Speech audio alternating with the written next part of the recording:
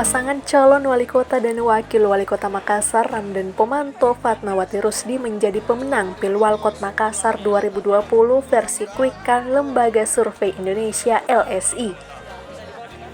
Pasca lembaga survei tersebut memenangkan Dani Fatma, pasangan calon nomor urut 2 Munafri Arifuddin Rahman Bando memberikan ucapan selamat kepada pasangan calon Dani Fatma atas kemenangannya. Terkait ucapan tersebut, Dani Pomanto mengaku sangat berterima kasih kepada pasangan Abdirrahman. Namun menurutnya hasil quick count yang memenangkan dirinya belum akurat. Ia tetap masih menunggu real count.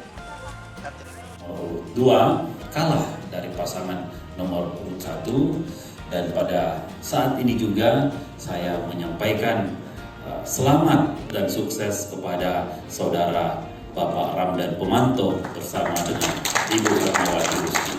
Ini baru quick count. Secara hukum harus real count dan harus ditetapkan KPU. Jadi saya kira kita menunggu hasilnya. Ini kan baru tanda kemenangan. Walaupun Pak Api sudah menyampaikan selamat, saya sangat menghargai, dan insya Allah itu menjadi kenangan yang baik dalam politik sehat di Kota Makassar. Dan saya juga terima kasih kepada Pak Api Rahman, Pak Adilan, dan Imun yang sudah bersama-sama menyemarakan pilkada ini.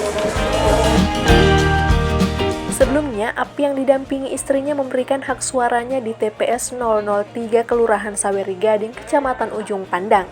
Api berharap semua tahapan pilkada yang dilakukan di Kota Makassar berjalan dengan adil dan dapat dipertanggungjawabkan.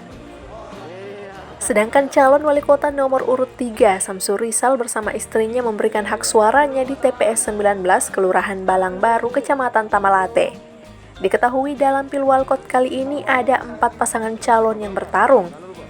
Paslon nomor urut 1 Muhammad Ramdan Pomanto Fatmawati Rusdi, paslon nomor urut 2 Munafri Arifuddin Abdul Rahman Bando, paslon nomor urut 3 Samsur Rizal Fadli Ananda, dan paslon nomor urut 4 Irman Yasin Limpo Andi Sunun.